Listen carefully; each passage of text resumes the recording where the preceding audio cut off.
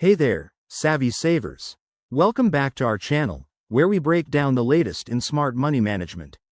Today, we're tackling how to use the Wise virtual card in 2025.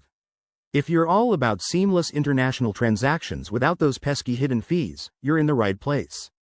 Wise, formerly known as TransferWise, has leveled up its virtual card game for 2025 with enhanced security features and even smoother integrations.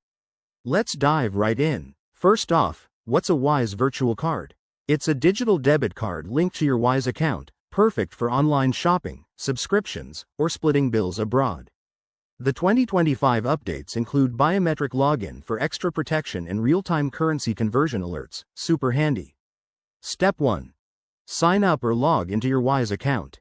If you're new, download the Wise app from your phone's app store and create an account with your email and a secure password.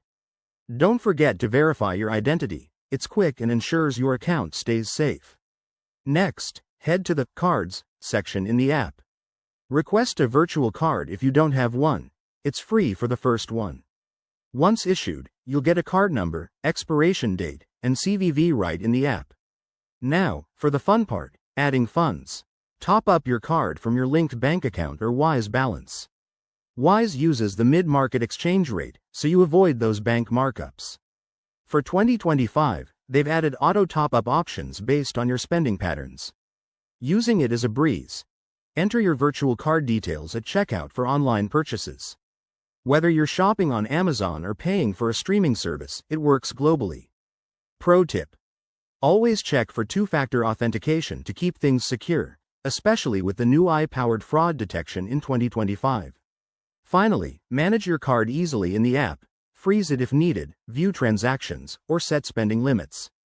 Wise virtual cards are a game changer for travelers and online shoppers alike, saving you time and money. Thanks for watching. If this helped, hit that like button and subscribe for more finance tips. Drop your questions in the comments below. See you next time.